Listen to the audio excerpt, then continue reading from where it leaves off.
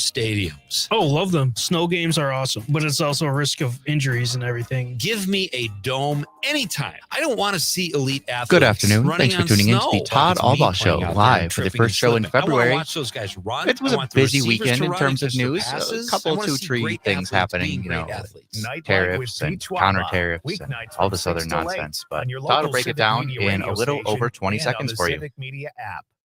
Teach Allbaugh.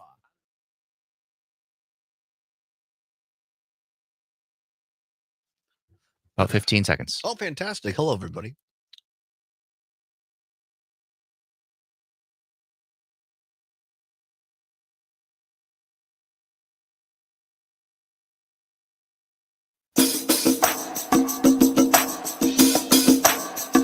Live from the Civic Media World Headquarters in Madison, Wisconsin, it's the Todd Allbaugh Show. And now, pursuing truth wherever it may lead, here's your host, Todd Allbaugh. Across Wisconsin on the Civic Media Radio Network and streaming worldwide on the Civic Media app. Good afternoon, everybody. I'm Todd Allbaugh, along with the fantastic producer, Mr. Aaron Zommers, on the board. It is 6 past the hour of 12 noon on this Monday, February 3rd, 2025. It is a great day to be a Wisconsinite. A little drizzly, a little wet here in the capital city in downtown Madison, the world headquarters. But Mr. Zommers, all in all, no ice, at least here, we understand, in parts of the state. Around Highway 29, Eau Claire to Green Bay. Some accumulating snows up there overnight, and then possibly some icy roads in parts of central Wisconsin, although as it warms up, that will become less of an issue throughout the day. Some fog in the southern part of the state, so maybe not the cold, but nonetheless, this is the kind of weather I don't like, that kind of in-between stuff. Yeah, especially once it starts to get a little bit later and we get more of this and it piles up, and then the state just turns brown. Right. Exactly. It's all mud. Well, that's a pretty good analogy, Zommers, as we start the week here, back to school, back to work on a Monday. Hope you had a fantastic weekend. Things just turning brown into muck. We'll get into that in a minute. We're also, later on the show, want to carve out some time. Did you watch the Grammys last night, Zommers? I did not. I watched them last night on the old CBS, and for the most part, was a fantastic occurrence, as it always is. Lots of great performances, some that just blew me away. I think my favorite performance last night was Bruno Mars and Lady Gaga, who I did not recognize at first because of her wig and her costume. As Letterman used to say, they blew the dump off the place. It was a fantastic performance. They actually won a Grammy last night for one of their songs or albums last night. So big night for them. Beyonce finally got the Album of the Year award for Cowboy, whatever it's called. Cowboy Carter. Thank you. That one. So she walks away a big winner. Lots of other winners last night. So we'll review the Grammys a little bit. It was a good, and they raised millions and millions of dollars last night for the LA Fire Fund out there as well. Trevor Noah doing a great job as the MC on the Grammys last night. So took that in a little bit, but lots of news to get to. Going to talk a little bit about this trade war, look at history, see what the conservative history has to say on all this. Also going to take a look. By the way, are you a good Lutheran? Lutherans, listen up, because Lutheran Services is now in the crosshairs of the new Trump administration, defunding them. We'll talk a little bit about that. It seems to be counterintuitive to Christianity, but we'll discuss that a little bit. God love Josh Shapiro, by the way, the governor of Pennsylvania, standing up to the far left on the important issues of the day. Groundhog, one of my favorite holidays, Zommers, over the weekend. We missed it. We didn't talk about it, so it was yesterday. Groundhog Day.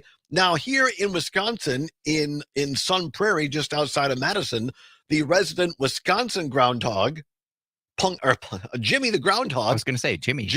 Jimmy did not see his shadow, and therefore spring will be early in Wisconsin. Not the case out in Pennsylvania. Punxsutawney Phil predicted 6 more weeks of winter. And Josh Shapiro, the governor, God love him, he's not having anything to do with this cake predicting stuff. He is standing up for groundhogs. I love it. We'll hear from him a little bit later in the show. Meanwhile, on a more serious note for Democrats, Wisconsin's Ben Wickler, chairman of the Wisconsin Democratic Party, endorsed by former House Speaker Nancy Pelosi, endorsed by current Democratic House Leader Hakeem Jeffries, endorsed by Democratic U.S. Senate Leader Chuck Schumer, lost the race for DNC chair. The National Democrats seemingly took a left turn, Clyde. They put this my least favorite Martin guy from Minnesota in, and they also put in David Boss Hogg from Florida. This kid, the kid from Florida who came up and did door to door for Wisconsin Democrats in rural Wisconsin in a suit and dress shoes. So very relatable. Indeed. So Democrats seem to be well on their way to staying in the minority nationally. The upside is that Ben Wickler stays in Wisconsin, which could put the Wisconsin State Supreme Court race here in a few weeks back in play, because it hasn't been getting a lot of play. And Schimmel, in my opinion, is if the election were held today, Schimmel would win. But I think maybe Susan Crawford now has a chance against Schimmel, because Democrats are actually going to start in Wisconsin focusing back on that, and nobody's better at that than Ben Wickler. It's true. So there you go. Thank you. I appreciate that. So there you go. That's and we haven't even scratched. I told Zommers we could do 4 hours today. Oh, easily. There's so much. So much to do. But here, again, I want to put this in the context that, look, I'm nothing special. I'm just a kid from Richland Center. You understand, in Southwest Wisconsin. But I've been blessed and fortunate enough to have a few opportunities in life. And we're going to get to some of the actual news stories of what's going on over the weekend and some of the clips for you to hear. But I thought maybe the best way to start this whole thing out today is with a story, with a personal story to kind of contextualize this, because we all view things differently, right? And that's fine. That's a beautiful thing. And I want you to understand for the rest of the show how I come at this. And they say a picture is worth 1,000 words. I have not shown this to Zommers yet this morning. I took this off my wall at home and brought it in. Here we go. For those people watching on the stream on Facebook, YouTube, and Twitter, there he is, back when Todd had a full head of hair, a dark head of hair, actually.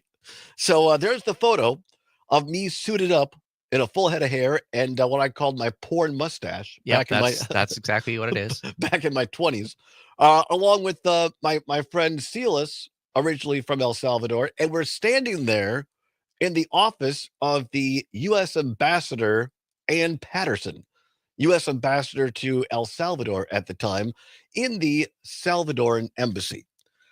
And this is back when I was working in my 20s for former U.S. Congressman Scott Klug, Republican. And I was down there for a couple reasons. A, for those regular listeners of the show, know I have been to El Salvador 39 times over 25 plus years. So I know the country fairly well. This was one of my earlier trips, and I went down there for both pleasure to see my friend Silas and also to do a little foreign trade mission, as we say.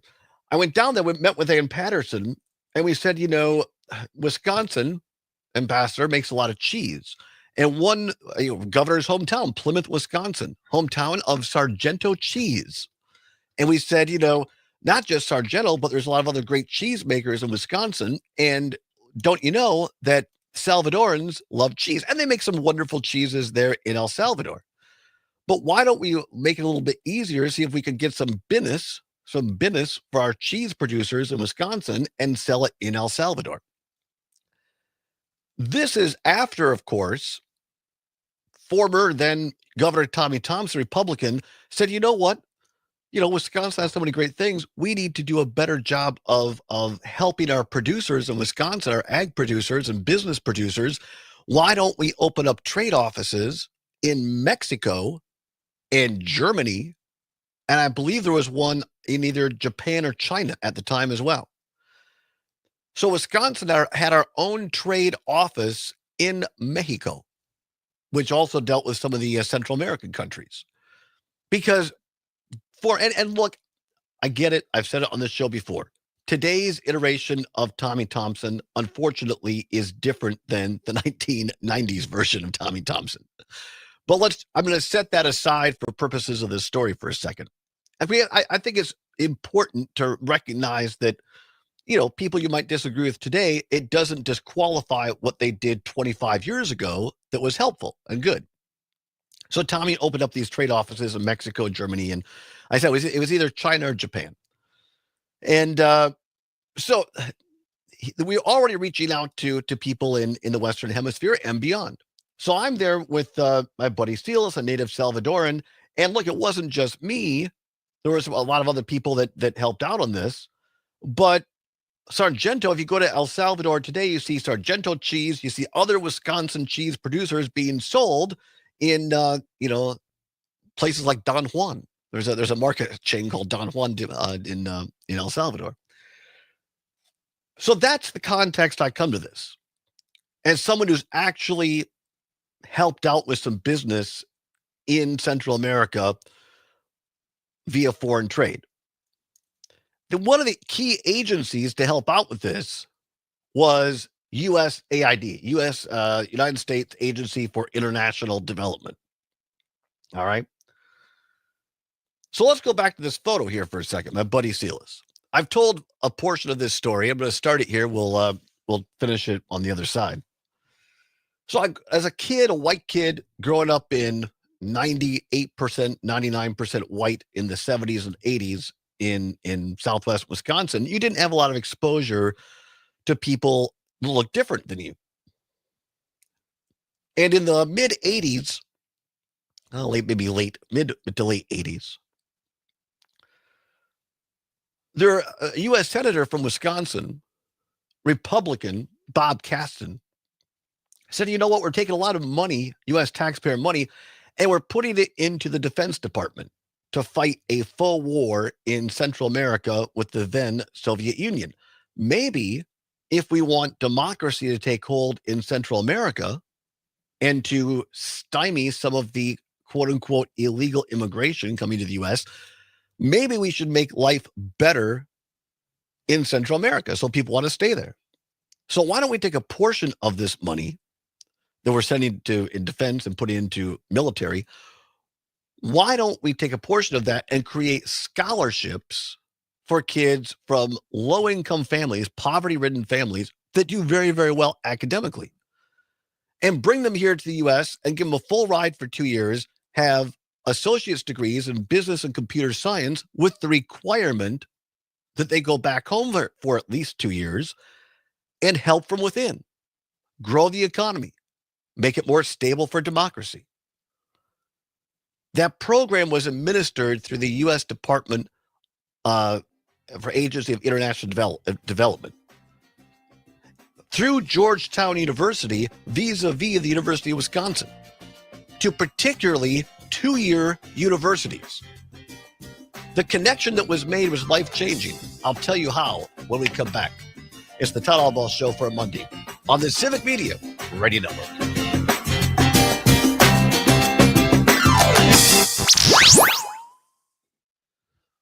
Real news and great conversation. 92.7 WMDX. Chris Geezy commenting on Facebook. Wow, Todd looking like Tom Selleck. I only wish, Mr. Geezy. I only wish. Look for the big green awning in the corner of 4701. Dave has other opinions about the mustache. Dave from New Orleans. The mustache was awful. Why, Todd? Why? You want to know? Here, here's part of the secret show for you. I appear, and it turns out I tend to grow facial hair for a significant other. I only really dated 2 women in my life early on in college before I was figuring everything out. And so I grew that porn mustache for a girl I was seeing. Fast forward years and years, I actually grew this for a guy I was seeing. We have to practice what we preach. A chance designed so it turns out my relationships determine my facial hair. I think that happens for a lot of people. Jeff saying, looking at Todd in that picture, I want to buy a reverse mortgage. determination that we can do better. That's right. Chance Right now, Design Build. you Remodeling too done well can with do a Rob. reverse mortgage. Transform your outdoor space with David J. Frank, Wisconsin's award-winning landscape management company for 65 years. You've seen their beautiful work at Hilldale Shopping Center, from expert lawn care and to seasonal flower beds, the caller was precise trimming saying and sustainable his solutions. thoughts were about David how J. Mexico Frank has makes your vision a reality. bent to some of And right the now is terms the and best stuff. time to That's prune or fine. We'll remove get to trees. that. Right. I Request mentioned your that quote today at you've got some davidjfrank.com. background to give And first. get on So their list for spring cleanups. David J. Frank, 65 years of excellence in every blade of grass. Are you ever questioning when life will slow down? Are you ever thinking of just relaxing and enjoying the simple things? All of this is possible, even while still being in the workforce. Worthington, Minnesota is a town growing, yet it's nothing like metro life. Professional and labor jobs, a beautiful lake.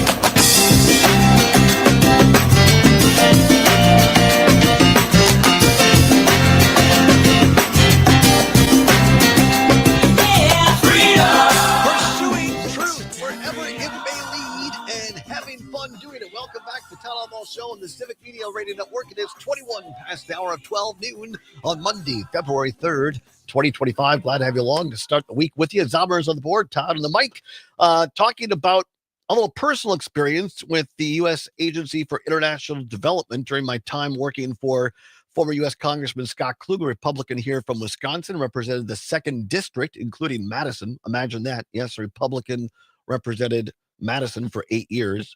He was a moderate Republican. They don't have those anymore, as it turns out.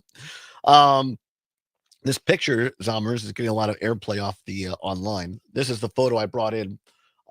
This is me there with the mustache, with the Tom Selleck porn star mustache, my buddy Silas, originally from El Salvador, and then U.S. Ambassador to El Salvador, Ann Patterson.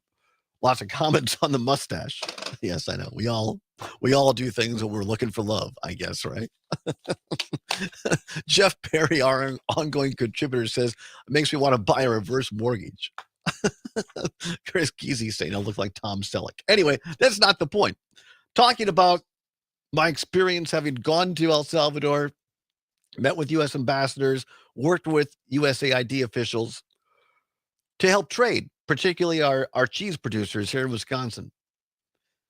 And even more importantly, that former Republican U.S. Senator Bob Caston helped appropriate funds through USAID to bring low-income, poverty, really, students from Central America to the U.S. for 2 years on full scholarships for 2-year associate degrees in computer science or business, with the requirement that they go home and lift from within for a period of time. One of those students, my buddy Silas, we were his host family in little old Richland Center at the now shuttered UW Central Richland 2-year campus, a part of the UW system. And this was replicated all over Wisconsin, by the way. We'd have 15, 16, 17 students from Central America come there for 2 years. It enriched the community.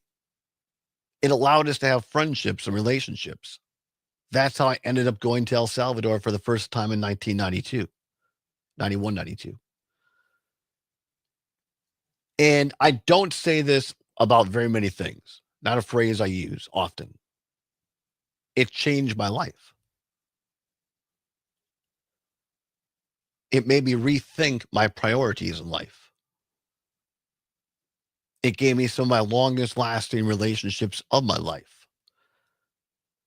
Another student from that program came here to Richland, met my buddy Kurt, originally from Wisconsin, born here like me.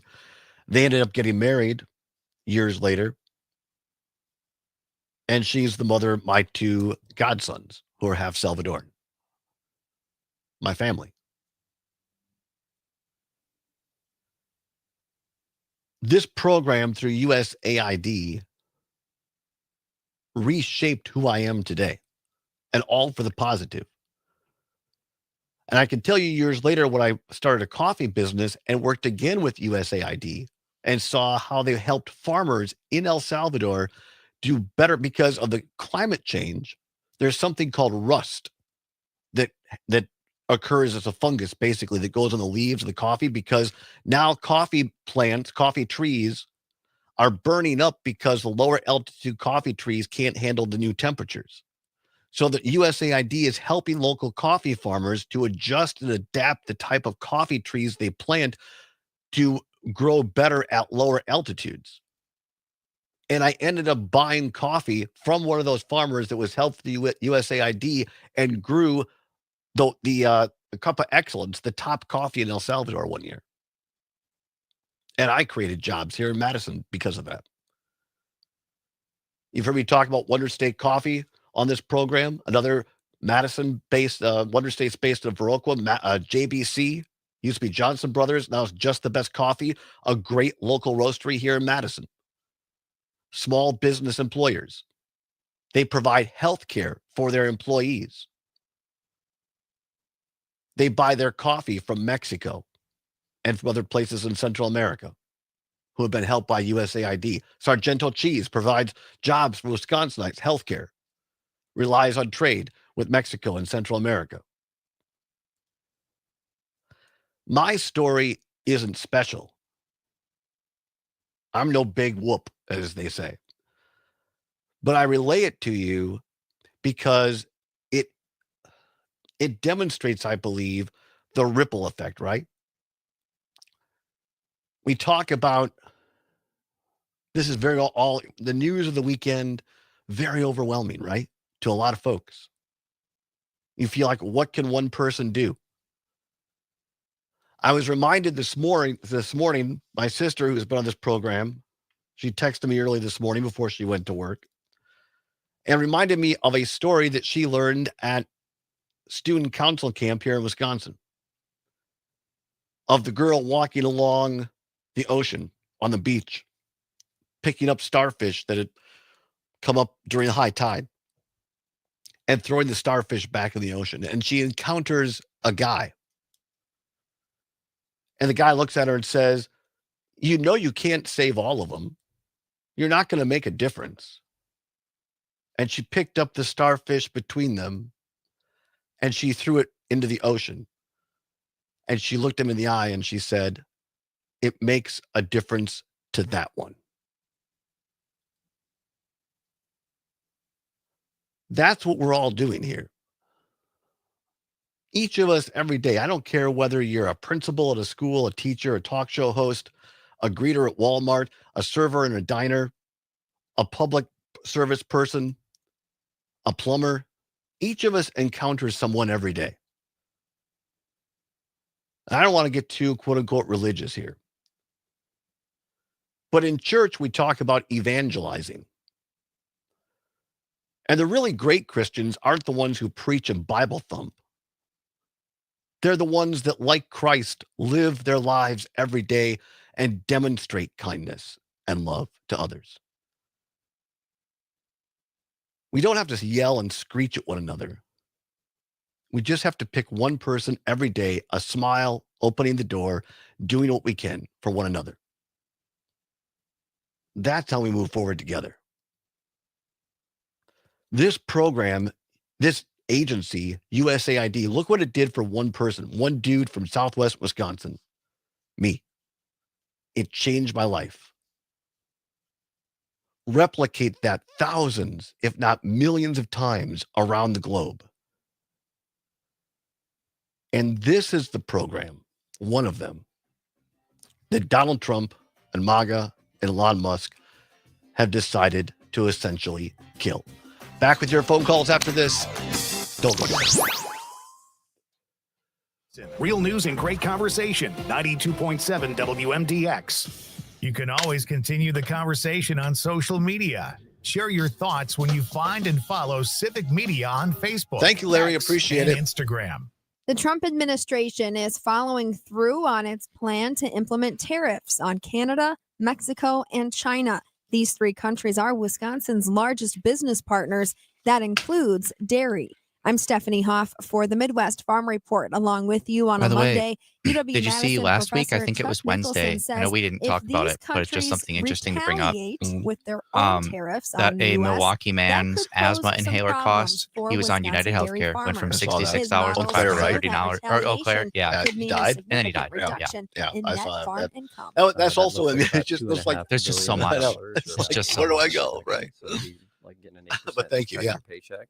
Stories like that are like, well, no wonder people are counting Luigi Mangione as a hero because of stuff like this. Right. Right. 4 years or so, another about 8%.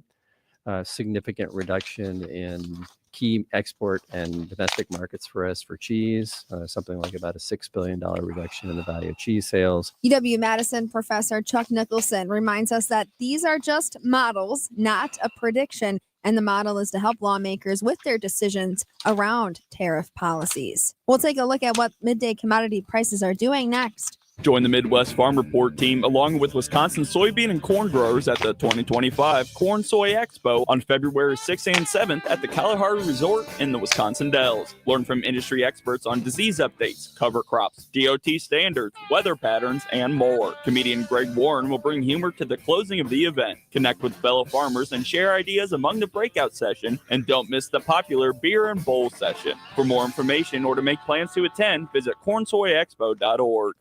It's all about the bacon. Hanging bacon. Enjoy bacon and friends while celebrating at the 2025 Porkapalooza, Thursday, February 6th at the Corn Soy Expo in the Wisconsin Dells. Porkapalooza features pork appetizers, beverages, live music by Super Tuesday, and both live and silent auctions supporting youth programs and the Wisconsin pork industry. There will also be some special appearances by Mr. Pig and U.S. Olympic swimmer Phoebe Bacon. Porkapalooza is presented by the Wisconsin Pork Association. To learn more, visit cornsoyexpo.org. A 25% tariff on Canada and a 10% tariff on China are expected to take effect tomorrow. Right now, commodities are trading higher. From Chicago, cash corn is up 7 3/4 cents at $4.89 3/4. December new crop corn is up a nickel and a half at $4.65 3/4. Cash beans are up 15 cents, trading at $10.57 a bushel. November new crop beans up 7 3/4 at $10.58 3/4. The February Class 3 milk contract is up 23 cents at $20.13 a hundredweight. The March contract is up 37 cents, trading at $19.68 a hundredweight. For the Midwest Farm Report, I'm Stephanie Hoff. Enjoying this local program? Find the complete Civic Media lineup at civicmedia.us. Thank you, Dave. Appreciate or the it. Civic Media app. Overcast and dreary today, with patchy fog and slightly breezy winds and temperatures mild in the mid to upper 30s. As clouds gradually clear overnight tonight, we fall cold. And battling a wind chill tomorrow, temperatures will really feel like highs in the teens. I'm meteorologist Brittany Merlau. It's 33 at our studios. Blind Shot Social Club, a perfect blend of cool, casual dining, indoor golf with space for events, craft cocktails, and non-alcoholic drinks too. A hidden gem on Madison's East Side. Blind Shot Social Club, open to everyone. BlindShotSocialClub.com. The John and Gordy Show. We're talking with Dr. Tim Slecker. You know, we've been on AI for a long time. What can you now do with data? You know, ask AI, say, based on what we know about Gordy, and based on what we know about the job market, what should Gordy do for the rest of his life? Send him to broadcast school.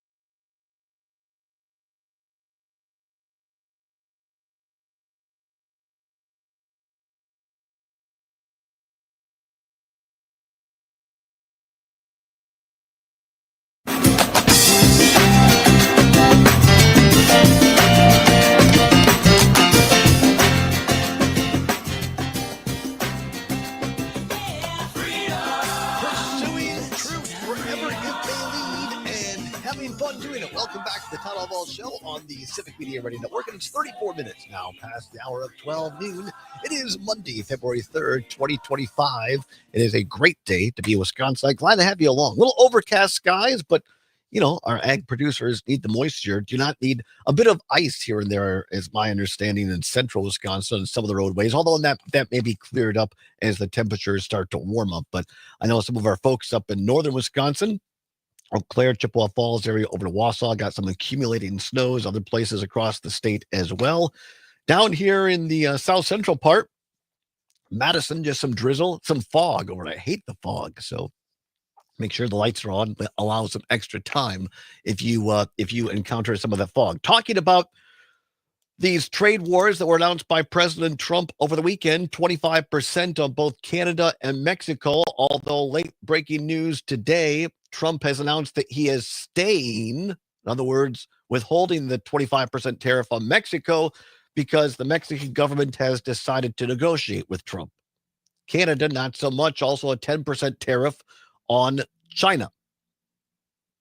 Talking about my personal experience, the first half hour of the show, having been to El Salvador 39 times over 25 plus years, meeting with U.S. ambassadors, working with USAID, the impact that has had on Wisconsin businesses, universities, relationships. And by the way, it's a great way to spread goodwill for the United States and spread democracy.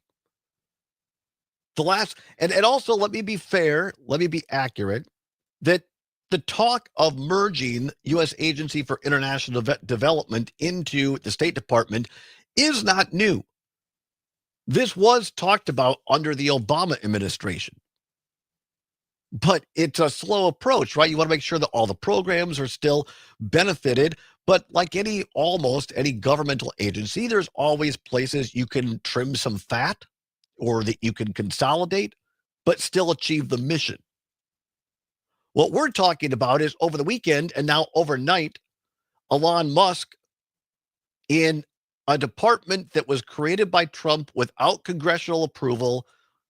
Elon Musk is a private citizen who has no security clearance, has never been vetted, is insisting on seeing documents that require security clearance by law.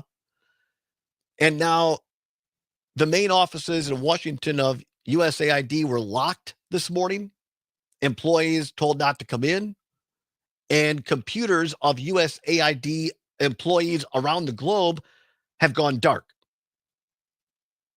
and been thrown into chaos. Let me say this. As I said, somebody who still stays in touch with a lot of people. Throughout federal government, civilian and military, there is chaos right now in the federal government. This is not an orderly transfer of ideas. This is upheaval. And quite frankly, without security clearances, it's illegal. I'm going to get to the phone lines in just a second. Stay there if you will, please. But again, as a former Republican who left the party in 2011, I want to here's part of my perspective. Grew up in the Reagan era. Here is what Ronald Reagan said about trade wars and tariffs back in one of his weekly radio addresses in the 1980s. Ronald Reagan. Our peaceful trading partners are not our enemies. They are our allies. We should beware of the demagogues who are ready to declare a trade war against our friends, weakening our economy, our national security, and the entire free world, all while cynically waving the American flag. The expansion of the international economy is not a foreign invasion.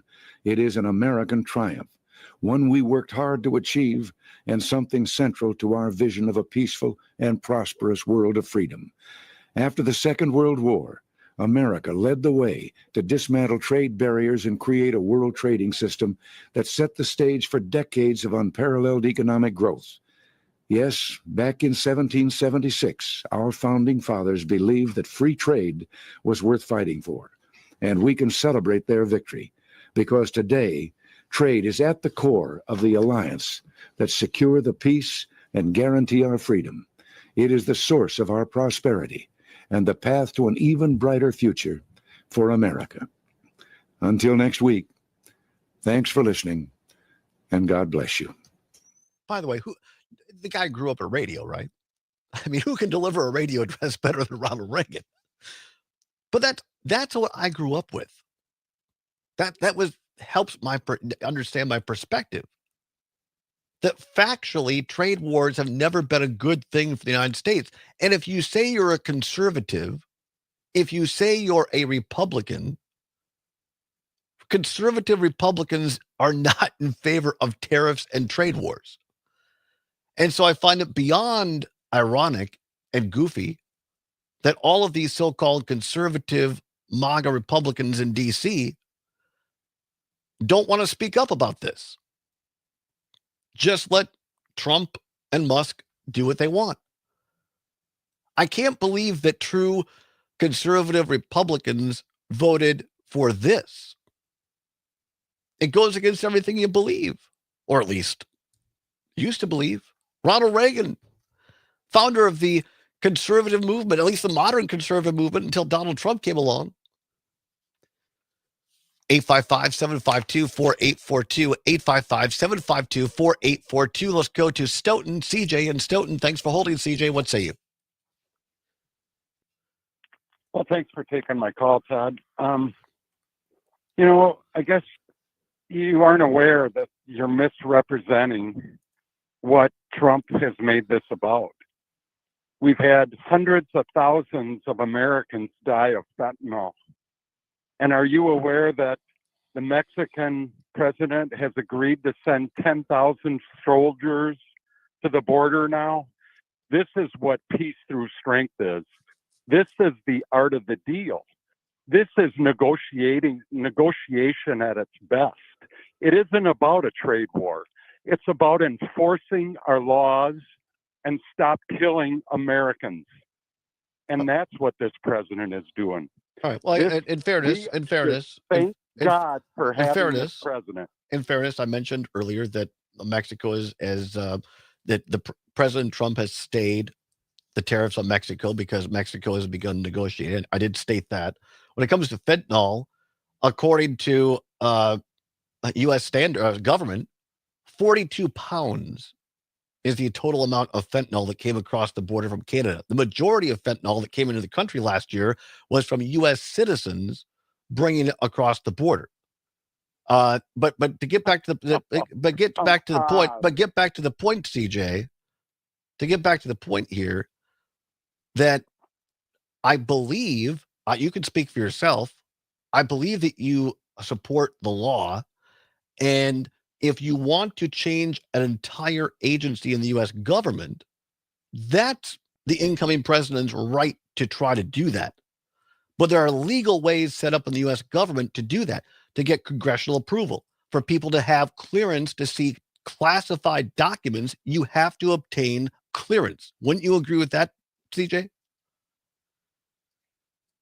Well, you kind of switched subjects on me, so that's a different subject to me. But regardless, you won't even acknowledge that President Biden, Kamala Harris, opened the border, and we've had hundreds of thousands of Americans die.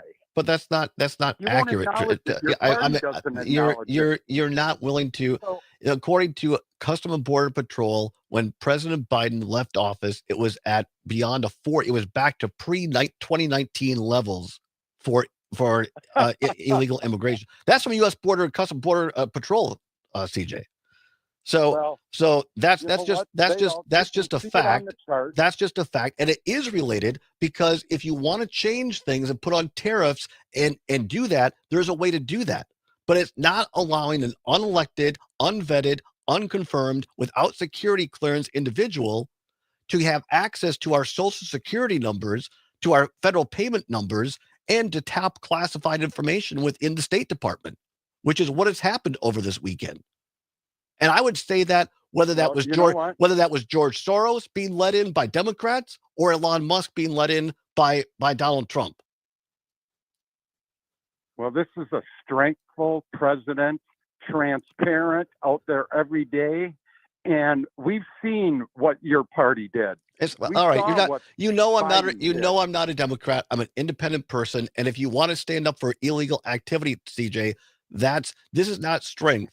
This is illegal. But thank you for the call, CJ. 855-752-4842. Let's go to Jim in Brookfield. Jim, thanks for calling in, my friend, on WAUK. What say you? I say very good show, Todd, and thank you for sharing those heartfelt personal stories about the El Salvador and how it shaped your life. That story about the starfish really resonates, and that's something I'm going to remember for a long time. I did want to touch base on our former Senator Bob Caston. If he actually did start that program, I'm very impressed and will look at him differently.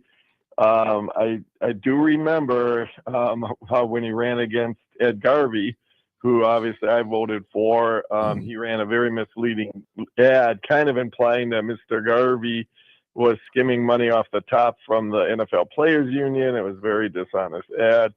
However, with that being said, if Bob Caston was the driving force behind that El Salvador exchange program where the students did come up or stay 2 years here and go back, that's exactly what is needed in this world today. It's appalling that MEGA would want to cut funding for that.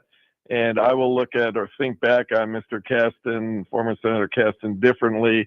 And ironically, he would not be considered like a Democrat if he proposed something like that, Right. And that's really ironic. He would almost be driven out of his party, back to being an independent or Democrat. So thank you for sharing that. It was very educational, very heartfelt, and very much appreciated. Hey, thank you, Jim. And just to make sure I'm accurate, former U.S. Senator Caston, he was a co-author on that legislation. So he didn't do it alone, but he was a co-author on it that helped drive it through the Republican side of the party. And to his credit also, he also would come onto campuses throughout Wisconsin where this program was and made sure it was nurtured and made sure it was funded in future budgets. It wasn't just that he created it. He made sure that it was funded moving forward while he was in the U.S. Senate. And look, I'm not here to absolve Senator Caston on everything. I'm just saying, again, in that one instance, I think it's important we recognize that he did the right thing, and I appreciate the call, Jim. You're very welcome, and I appreciate clarifying that. Yeah, thank you. Have a wonderful day. 855-752-4842. Let's go up to beautiful Chippewa Valley, where we find our friend Gene, listening on CFW The Tap in Eau Claire. Gene, thanks for calling. What's he? Boy, there's sure a lot of chaos going on lately. I can't believe it. It's like we're in a whirlwind, a hurricane, hurricane fires, and snowstorms. But, and plane crashes. I have to say that this is pretty alarming to me, that Elon Musk, who doesn't have clearances, and I agree with you 100%, I don't care who the person is, getting access to everybody's information. Here's the thing. If those Republicans don't start standing up for the people, he's probably got something on everybody. He's like a mob boss. Remember that one guy that had ran one of those magazines that had dirt on everybody, and he had dirt on people that Trump controlled. It was really quite sick. And, I got to say, I've been calling plenty of people today, and their answering machines aren't working very good. When it comes on, I'm calling Republicans and Democrats too. And you get this thing and it's all garbled up. And I thought to myself, now why is this happening to so many of these answering machines today? Maybe people are trying to get a hold of representatives to say, hey, we don't like this. You better do something about it. Yeah. I don't know. I hope other people check it out and give their opinions, because they really need to hear from us no matter what, because I can't believe this is going on, Todd. It is so alarming and sick, and I hope the people are paying attention, because this involves their lives and their identities and everything that they hold sacred. So thanks again for doing a great job here, keeping us informed. You have a good day. Thanks, Todd. Appreciate it, Gene. Thank you so much. You have a wonderful day up there in beautiful Eau Claire as well. Come back, Peggy, Wisco, Paul, you're up next. We see you on the lines. As our friend Matt Flynn likes to say, do not hang up. 855-752-4842. More phone calls, more discussion, more fun on the way, especially in hour 2. It's the Allbaugh Show on Civic Media.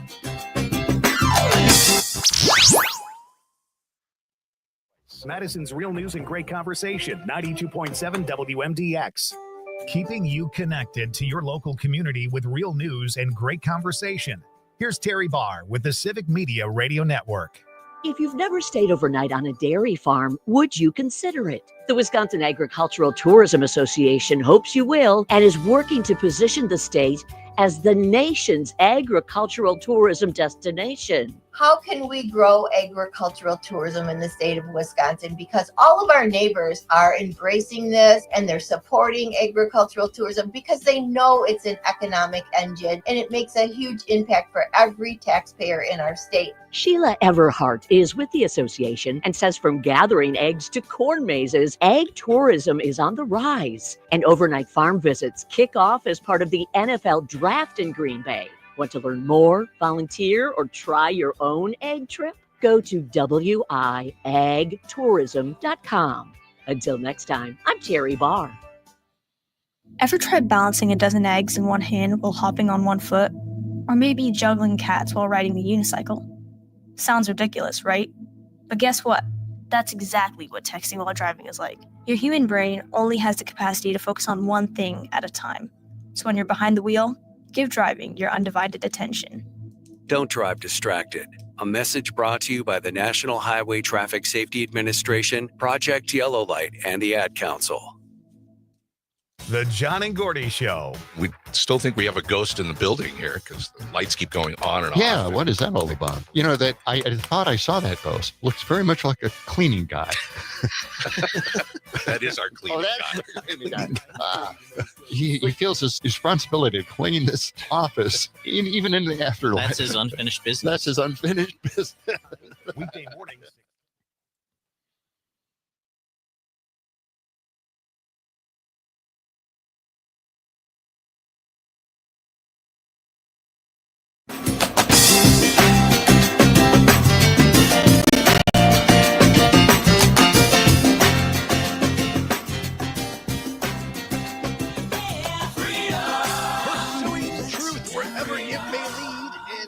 Fun doing it. Welcome back to the Todd Allbaugh Show on the Civic Media Radio Network.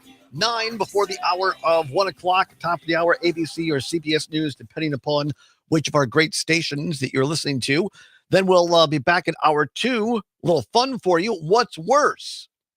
Regarding a food one, another food one today. I think it's a lot of fun. I think you'll enjoy it. Also, I know the Winter Olympics aren't this year, but big happenings down in Brookfield at the Pettit Ice Center, just outside of Milwaukee, Wisconsinite. I mean, we've had a lot of great Wisconsin ice skaters, both male and female, over the years. Another great one in the competition. I know Mike Clemens, our great sports reporter, has been talking about this. The kid, he's like 20 years old, and he finally finished second. He's always finished first, but he's a big favorite to go to the next Winter Olympics. Another Wisconsin speed skater. We'll talk about him in hour number 2 as well. And check in on Trump crypto coins. Gonna do a check in on that. That'll be fun and games. Right now, talking about Donald Trump, Elon Musk, unelected official, unvetted, unconfirmed, without security clearance, demanding. There's so much. I mean, the one of the top guys at the U.S. Treasury resigned over the weekend because Musk came in and said, you gotta show me all this stuff I don't have clearance for. And the guy at the Treasury said, wait a minute, I can't do that, and was forced to resign / fired. And so now, if you receive a federal payment like Social Security, or if you're a federal worker who gets a direct deposit, or if you've ever gotten a tax return, Elon Musk now has your Social Security number. Yep, he's just scooping his fingers in the pot and licking them. And now they went to USAID, United States Agency for International Development, which does a lot to spread democracy and U.S. interests over the world, in addition to helping a lot of people. Now Musk is essentially shutting that down without authorization and literally locking people out of buildings and computers all around the globe without any warning and authorization to do so. 855-752-4842, 855-752-4842. And talking about how these trade wars, and yes, the Mexico one has been suspended for 30 days. The Canadian one is still on. How this affects Wisconsin companies, Wisconsin workers, the price we pay for things. 855-752-4842. Let's go quickly. We've got Peggy in beautiful Brooklyn. Peggy, thanks for calling. What say you? Hey, Todd. So first off, Elon Musk, how come that we can't put him in jail? He's doing major illegal stuff. And you got to have someone with the chutzpah to keep it clean to bring those charges. And I have a feeling that the Trump administration is not going to do that. But go ahead. Okay, and then you're wrong about the conservatives. I've had about probably 15 phone calls this morning, and they're like, what the? And I'm like, so, are you a little worried now? And they're like, this is not what we put him in office for. And I went, you guys, he showed you his hand before he started this, and you didn't believe him? Mm. Oh, yeah, they're upset. They're very upset. And they're very upset that they're... Good. That all their information's out there, because it is out there. No, if I said it wrong or you heard it wrong, I apologize. What I'm saying is I think that most people who truly believe in conservatism, particularly fiscal conservatism and Republican fiscal conservatism, i.e. the Reagan era, this is against what they believe, to your point. And unfortunately, a lot of those folks are now learning this firsthand, that they were lied to. I've had a few mega people call me this morning that are friends of mine, and they went, what is he doing? And I'm like, right. I don't know. And tell me. And Peggy, I get the fentanyl thing. I get that. But and Peggy, you make this is such a great point. It's so important. I'm glad you brought this up. When people like this call us, you do what you want. My recommendation as a former Republican who left the party in 2011, we have to restrain ourselves from the, you know what? Screw you. I told you this was coming. You should have listened to me, to, well, I'm glad you're seeing it for yourself. Welcome. Oh, I purposely, I will not throw it in their face. Right. No, I'm not saying you are. I'm not saying you are. Yeah, I know, but there are a lot of them out there that are like, that's why they don't say anything, is they're afraid we'll throw it in their face. I'm not throwing it in their face. I just want them to see, you guys. Yep. This is supposed to be for all of us. Yeah, no, I'm agreeing with you. I'm complimenting you because as someone, very few people, that have actually left a political party that they were a part of for 30 years. I did that. And the reason was not because people who made fun of me or threw it in my face or yelled at me. It was because I was presented facts for myself and weighed that against my own values. And I think you're doing it exactly right, Peggy. Thanks for the call. Appreciate it. 855-752-4842. Let's go quickly to Wisco Paul. Wisco, if you can make it brief, my friend, go ahead. Good afternoon, Todd. First of all, Donald Trump could light CJ on fire and he'd be okay with it. All right. I get it. But let's not make it personal. But thank you, Wisco. Go ahead. Yeah, I shouldn't do that, but I can't help it. Anyway, what Elon Musk done is totally illegal. There's no Republicans that are going to stand up against this, and he has all my information. If this was a Democrat or anybody else, they'd be screaming at the top of their lungs. So, and I don't think there's anything going to be done by the Republican Party to stop Trump on anything. So hang on. Right. Thanks, I think you're Wisco. Thanks for the call. Wisco brings a great point. So far, there's been no brakes applied.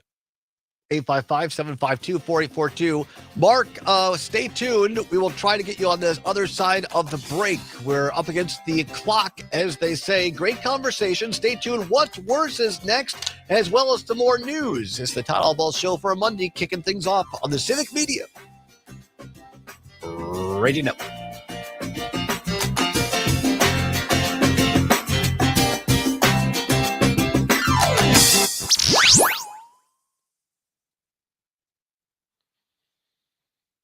Do you want to hear the Jamie Raskin cut? Oh, yeah. Let's hear that, please. Yeah, it's from 12/13, so not too long after we went on air, but this is what it is.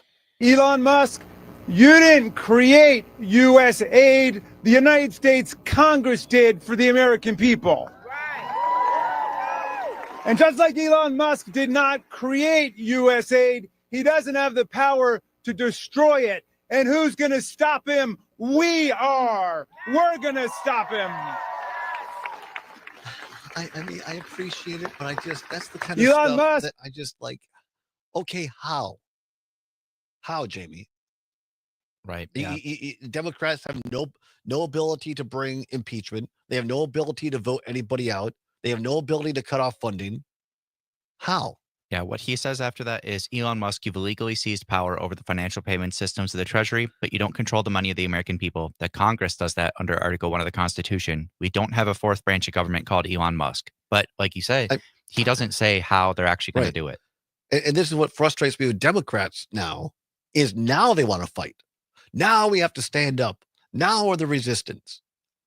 Where 3 months ago it was, but we need to listen to everybody, and maybe Kamala Harris isn't the right person because, Palestine. Right. I'm so frustrated with Democrats right now. Me too. And then they vote these people in for their leadership this weekend instead of a guy like Ben Wickler, who actually can talk to all different parts of the Democratic Party and listen and truly be inclusive to the left and the conservative part of the Democrats, understands urban and rural parts of the Democrats. No. We're not going to go there. We're going to put people in charge that go door to door in rural Wisconsin in suits and dress shoes. I don't get it. All right. Yeah. There you go, people on the secret show. Now you know what I really think. As for David Hogg, he's at least now saying the right things. Like what? When he got picked for this, he was saying, we have to do a better job of meeting people where they're at, having consistent messaging, and not. We need to relate to everyday people. And it's like, okay, so you said that. Well, why don't you do that then, yeah, David? Exactly. 70% of high school teachers say devices in class are a major problem. It would be up to each district to decide how they would store students' devices. One of the biggest parts of the pushback to these plans is that parents want their kids to have their phones in case of emergencies. According to Everytown for Gun Safety, there were about 220 school shooting events in America last year. This proposal includes exceptions for emergencies, for students with disabilities, and those who use their devices for health reasons. Indiana, Minnesota, and Ohio have recently passed measures restricting phone use in schools. Meanwhile, the Department of Public Instruction confirmed to me that they've also been looking into phone bans in classrooms. That includes checking out this legislation from other states. Now, they don't have a position either way yet. For now, they're just exploring the issue. And an update on the Madison coyote that was captured and being treated. Last week, it was released back into the wild. This one had been spotted in the Vilas neighborhood, and people could tell it was sick. Turned out the animal was dehydrated and had lots of parasites. He was treated at Dane County Humane Society's Wildlife Center. It's rare for them to see coyotes, and when they do, it's often because they were hit by a car. Meanwhile, Wisconsin's premier groundhog says we'll have an early spring. Jimmy the groundhog made his prediction yesterday in Sun Prairie. I'd like to thank the National Oceanic and Atmospheric Administration for this. They did the math. Jimmy is the 6th most accurate groundhog in the country. He's right about 60% of the time. Staten Island Chuck is the top rodent forecaster with an 85% accuracy rate. I'm Savannah Tomei Olson, 92.7 WMDX News. Turnovers kill the Bucks. Hi, I'm Mike Clemens with sports. The Bucks lost at home to the Memphis Grizzlies, 132-119. Memphis out-rebounded Milwaukee, 61-36. But that's just half the story. The Bucks let the game slip away in the fourth quarter. Damian Lillard. Yeah, I mean, you when you get down a stretch of games, in a close game, you got to take care of the ball. It's important to make sure that we get a shot on every possession if you want to win a game, and we can't have turnovers down the stretch of a game. Memphis has now beat Milwaukee the last 7 times in a row, dating back to January of 2022. And now the Bucks have to play the Thunder tonight in Oklahoma City. In men's speed skating at the Pettit Ice Center in Milwaukee, Eric Stolz with a second-place silver medal in the 500-meter. That snapped a streak of 22 wins in competition. NFL, the Kansas City Chiefs and Philadelphia Eagles arrived in New Orleans for the Super Bowl. That's coming up this Sunday night. Kickoff at 5:30. With sports, I'm Mike Clemens. Your news, conversations, and a whole lot of fun. It's all on your local Civic Media radio station or the Civic Media app. Overcast and dreary today, with patchy fog and slightly breezy winds and temperatures mild in the mid to upper 30s. As clouds gradually clear overnight tonight, we fall cold. And battling a wind chill tomorrow, temperatures will really feel like highs in the teens. I'm meteorologist Brittany Merlau. It's 33 at our studios. Verlo Mattress is more than just another mattress store. They're building better. Can we do the teaser? Recording. 3, 2, and 1. Hey, everybody, join us next time as it's Tuesday Tangents with our old friend Luke Mathers. Join us for that. And what's worse? That worked. That's all right. A mattress that supports your dreams. American made, locally crafted. Imagine home. The smell of coffee, the sound of a lawnmower, the sun's warmth on your face. Free to be yourself. Surrounded by love that helps you grow. This is a place to call home. That's an American dream we all deserve. But in 50% of US states, you could legally be denied housing if you are LGBTQ+. Get the facts and hear real stories at lovehasnolabels.com. Brought to you by Love Has No Labels and the Ad Council.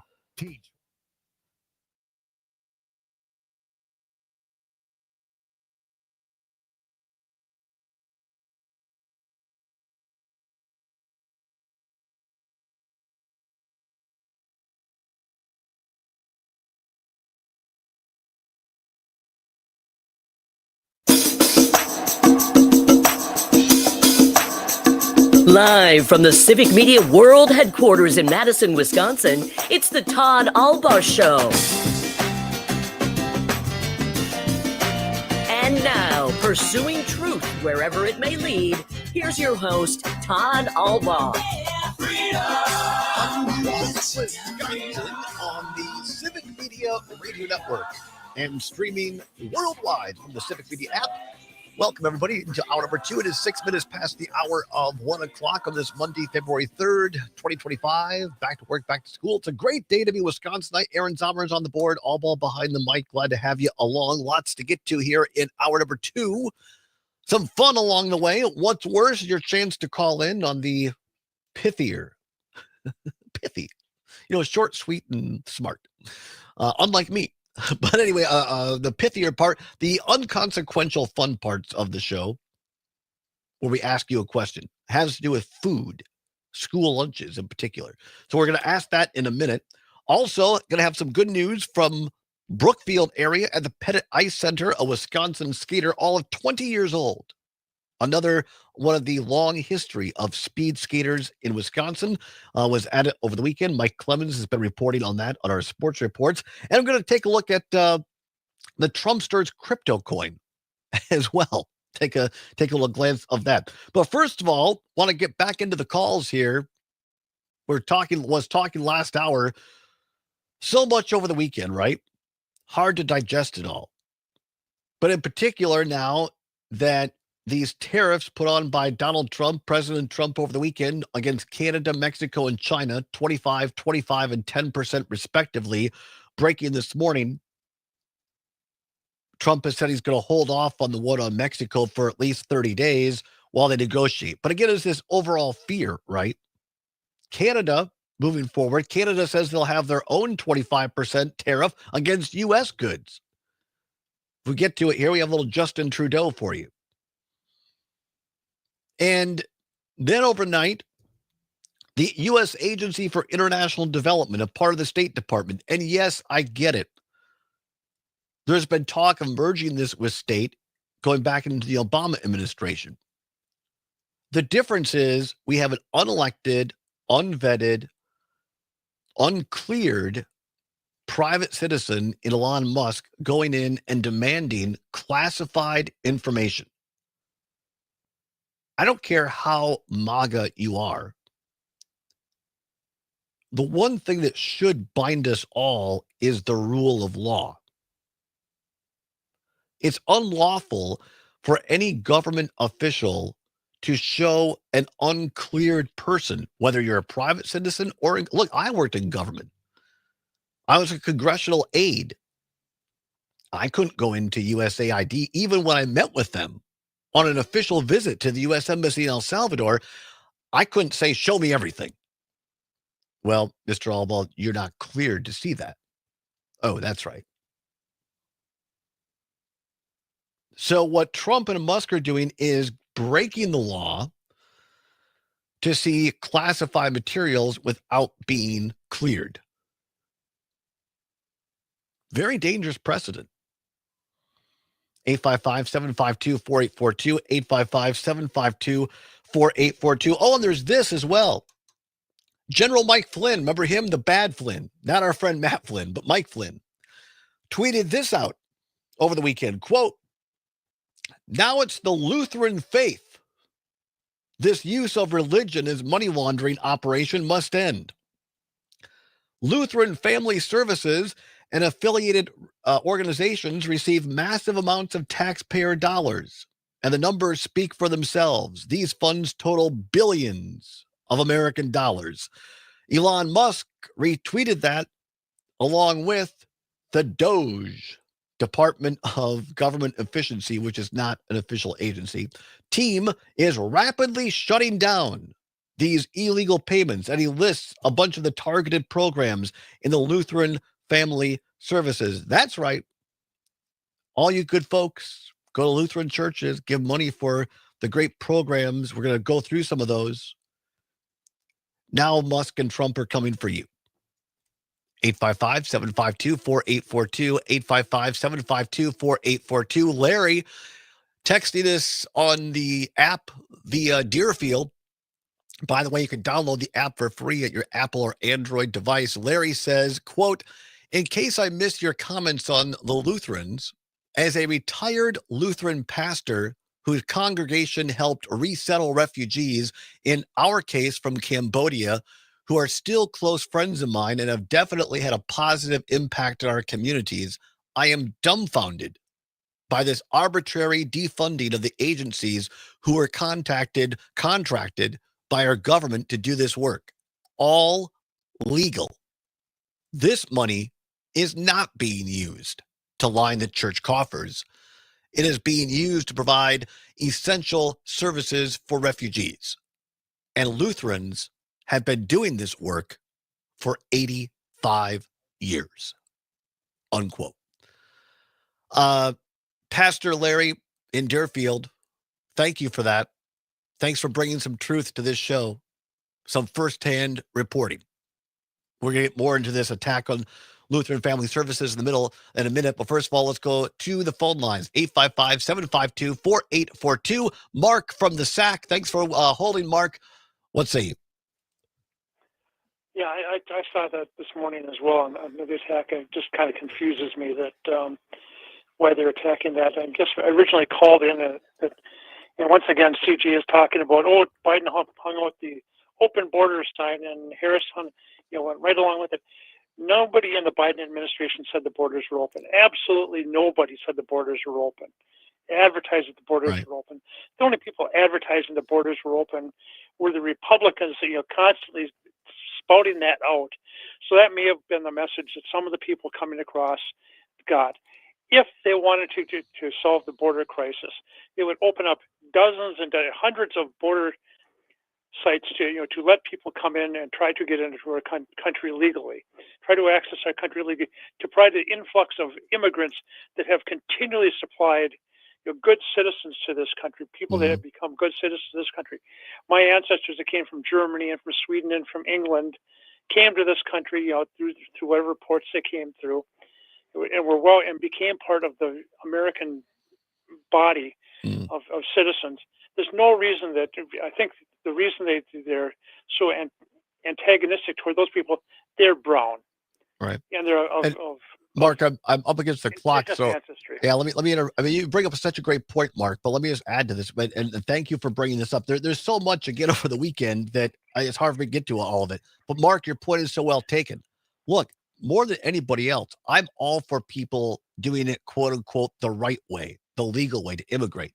But here's the irony, Mark, that you hit on. Over the weekend, Donald Trump is shutting down some of these programs where people have done it legally. There are hundreds of thousands of Venezuelan refugees who did it legally, who have temporary protected status, who have green cards to work legally. And Donald Trump is now taking that away. Over the weekend, on the weekend talk shows, the guy that's now in charge, the border czar guy, I'll find it in a second, his name. This whole thing offering federal Tom Homan. Thank you. Yeah. Thank you. That's it. Tom Homan. He's the guy. Over the weekend, so they're the Trump people are offering federal employees buyouts, quote unquote, trying to get them to retire, to resign. Guess who that also applies to? Federal immigration custom agents around the world. So the Trump administration is actually offering to decrease the number of agents in order to legally allow people to apply for entry. That's how crazy it's gotten, you guys. And then they have the audacity to say, well, they need to do it the legal way. They're literally making it harder and taking the opportunities away to immigrate legally. 855-752-4842, 855-752-4842. Let's go to Joe here listening in Madison via WMDX. Joe, always a pleasure. What say you? 2 points. The first I wanted to make was you had mentioned, well, who's going to be going after Musk if he's been doing this stuff? And I wanted to mention to you that there is somebody going after him. His name is Mark Lemley. It's Lemley. You can find him on Blue Sky Social. And he says giving access to Social Security numbers or other data on employees to non-employees like Musk is a violation of 5 USC 552A and carries a penalty of $1,000 per person whose data was accessed. Quote, we are building a case. So he is a lawyer out of Stanford Law School, and they are starting to build a case. The interesting thing, too, is apparently, if federal pardons were promised or anything like that, another individual adds that a private individual who accessed Social Security information, then that's a violation of data privacy laws in every single state. So state AGs can file suit and pursue criminal charges. And those are, away from any kind of federal pardons that Trump might want to do. People have said, well, Musk could take $1,000 per person. Who cares? He has all these little tech bros who are working with him. And I am sure that they do not have billions of dollars at their behest to hire lawyers and go in this. And I'd say, come out slinging, build the court cases, and let's go. And I would also say that this, to my mind, deserves time behind bars, not just fines. But I think if there's a fine for every single American who's been affected by this, it may be considerable. The other thing I wanted to bring up, Todd, and I love your show, and this is a point I just wanted to bring up to just quarrel with you a little bit. You were talking about David Hogg, who is a VP now of the Democratic National Party, and he ran for this. This was a position he very much wanted because he's worried about that young people are drifting away from the Democratic Party and heading Republican, which is disastrous, finally, for their life. And he wanted to see what he could do about this. He's the first Gen Zer who's been elected to this kind of position. He's 24 years old, got a degree from Harvard. He's got a business pillow-making business. He's also got PACs. He's got a best-selling book on the New York Times bestseller list. Very, very capable individual. And you had mentioned that he was back up in Wisconsin in the last election season, and he was wearing suit and tie, and you said not relatable. And I think this is a fascinating point to look at. What is relatable when you're up in northern Wisconsin? And what could someone like this wear that one would assume would be relatable? I would say, if he's wearing camo, people would say, well, you're not a hunter. If he's wearing a Packer jacket, people would say, well, you're from Florida, get out of here. There is something essential about showing up at somebody's house in a suit and tie. You're saying that you're serious. You're serious and you take them seriously. I'm reminded that when Martin Luther King was organizing back in the 60s, now different time period, of course, but he insisted that everybody who participate have a suit and tie and the women wore dresses. It was to show respect.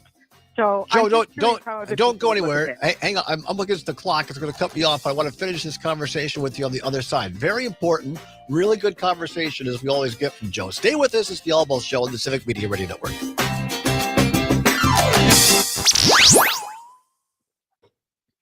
Madison's real news and great conversation. 92.7 WMDX. Are you looking to kick up your nighttime entertainment? Good times await you at the Lazy Oaf Lounge, Madison's East Side place for friends and family to meet for fun and food. Test your knowledge with Monday trivia. Let your inner rock star out with Thursday karaoke, plus live music, and meet all your friends at the Lazy Oaf for the big game. The Lazy Oaf Lounge, 1617 North Stoughton Road in Madison. Follow them on Facebook or at lazyoaflounge.com. You're listening to the American Democracy Minute, keeping your government by and for the people. New Federal Election Commission filings by multi-billionaire and quasi-Trump cabinet member Elon Musk show that he and his companies spent at least $288 million in the 2024 election cycle, even more than expected. We reported last October that Musk eating on the stream, but I'm feeling a little lightheaded, so I gotta bring a borderline legal $47 Zommers is enjoying for referring a Magic unregistered Mike voters sandwich to a website Big- collecting What is that? contact information. or is it Big Mike's? Jersey Mike's? Jersey Mike's, that's it. I wish. No, Magic Mike is the Channing Tatum stripper movie. Oh, yeah, that's right. That'd be a completely different type of sandwich, as it turns out.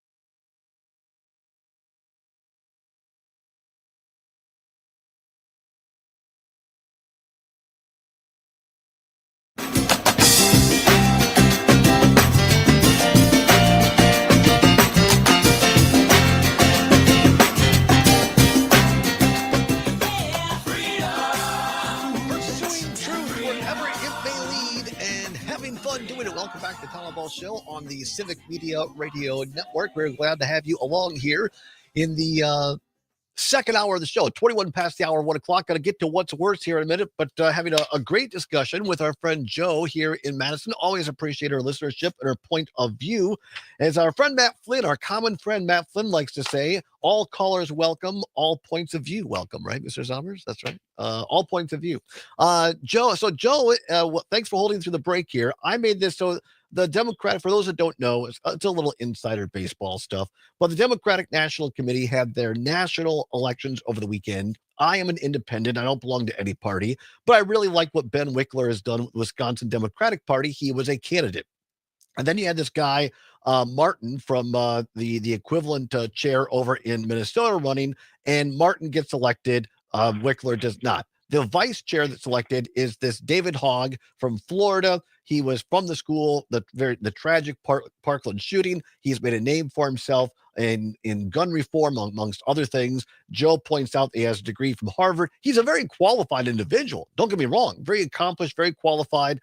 I got no problem with that. My concern is I'm not sure whether he's the right voice to attract Gen Z voters, many of who voted for Donald Trump this time around. And Joe, you posed the question right before the break that what do you want? Because you grew up in an era where Martin Luther King Jr. and others said it was important to show up because here's the deal. Katrina Shanklin, who is running for 3rd District congressperson in the primary, Hogg came into Wisconsin and went into rural Wisconsin, was doing doors and put pictures of himself on socials, doing doors in a suit and tie and dress shoes. And I just said, I don't find that particularly relatable. And so, Joe, restate your point about respect, please. Well, it's let me add on to this too, because it's if someone is opening their door to you, are you wearing just like a raggedy T-shirt and a baseball hat, or what does it say if you bother to put a suit on? You're saying that meeting with this person is important to you, and that you're bothering to take the time and energy to put on a suit, and you're treating that person with respect. There's a history within And of course it's been decades since this has happened, but Martin Luther King was always big on his people in marches and demonstrations, always wore suit and tie. Women always wore dresses so that you looked good. You looked as if you were going to church because it was that important when you were out there. People are looking at you. There are the optics. What do you wear when you're going to northern Wisconsin? Do you wear a Packer t-shirt? Do you wear camo? Or do people look at you and go, hey, you poser, you're not the least bit genuine. Right. I would add one more thing to this, which is that one of the things that I think Hogg brings to this is the fact that he went through a school shooting, which sadly more and more kids are extremely familiar with. And in addition, I had called you about this before. There was a series that was done out of the Milwaukee Journal that was looking at rates of gun violence, not just murder, but gun violence across the state of Wisconsin. And the top 7 counties per capita were all northern counties for rates of gun violence. You didn't get down to Milwaukee County until you got to the 7th one. And what that says is that there's an incredible amount of suicide of young people up there. They have access to guns because hunting and guns are very popular, throughout the state, but particularly there. And the tragedy of people succumbing to drugs or depression or whatever gets them to the point of suicide. This man knows the grief and the loss of losing friends to gun violence, whether it be in his school or through suicide or, I mean, it is terrible. And I think that to have somebody Gen Z to be able to speak to that is actually important. So I don't know how you get a tie to young people, but I think to say, look, we've all suffered from losses from gun violence, and whether I'm wearing a suit or a Packer hat, he could be sitting poolside and not doing anything, but he is a young man who cares enough about this to go out there and risk people going, oh, you hoser, you're wearing a suit. I mean, I admire him for going forward. He's not making tons of money by doing this. Well, that's actually been, I don't want to get too far down the rabbit hole on this because I don't have a lot of facts in front of me, only a couple of stories that I read. That's actually been one of the knocks on him. He started this PAC or this organization that raised $2 million. And there's a knock on his organization has been that the majority of money, over $1 million, was spent on quote unquote administrative work, traveling and that sort of thing. And only like $200 and some $1,000 actually went to the work. So I don't want to go too far down the road, but that is one knock on the guy. And to your point, look, Joe, I think you and I don't know we're the same age or not, but we have the same, we were raised maybe a similar way. Like when you went to church, when you went to meetings, you looked good. You didn't even go to the grocery store without making sure your hair was combed or whatever. I get you. And I tend to agree that looking nice, and it doesn't have to be a suit and tie, but just some good, clean clothes, it shows a sign of respect. I agree with you. But I'll never forget, this 1995, when I first started working for Congressman Scott Klug, I went and picked him up. I was in a full suit and tie. He came out in khakis and a polo shirt. And he goes, morning, Todd. First thing, lose the tie. And we were going out to Mineral Point, a rural part of Wisconsin. And to your point about churches, I think most of our churches now have deliberately said we're getting rid of a dress code because part of the problem with lower church attendance was people didn't want to dress up anymore. And now most churches you go to, people are in jeans and even t-shirts or polo shirts or whatever. I just think that times have changed. And I think that now a suit and tie is almost a turnoff, especially with people in the Gen Z era. I don't know. And I know that, for some people there is an element that wants to look sharp and to show up and look like you bother. What is it what did the suit and tie look like? I don't know. And it's just so odd to me that we get hung up on what the guy's wearing rather than what the guy's doing. Sure, and what the guy's doing. I get that. But it's not just that. It's not just that. But again, I think part of the allure of young people voting for Trump this time was, quite frankly, especially with young white males, they were sick and tired of being told you have to watch how you talk, pronouns. And look at the U.S. Senator from Hawaii, Schatz. He said it in an interview with Politico 2 weeks ago. Democrats have to start talking like normal people. He said it, not me. And it's the approach of political correctness that's turning young people off. Well, I don't know that wearing a suit is really political correctness one way or the other. I just think he's got a shared experience, and if he can talk one-on-one with other Gen Zers about what it's like to be dodging bullets in schools and losing friends to suicide because guns are so easily readily available, then more power to him. Joe, you're sport, always welcome here, and I always appreciate your point of view. I really appreciate the thoughtful discussion. Thank you so much.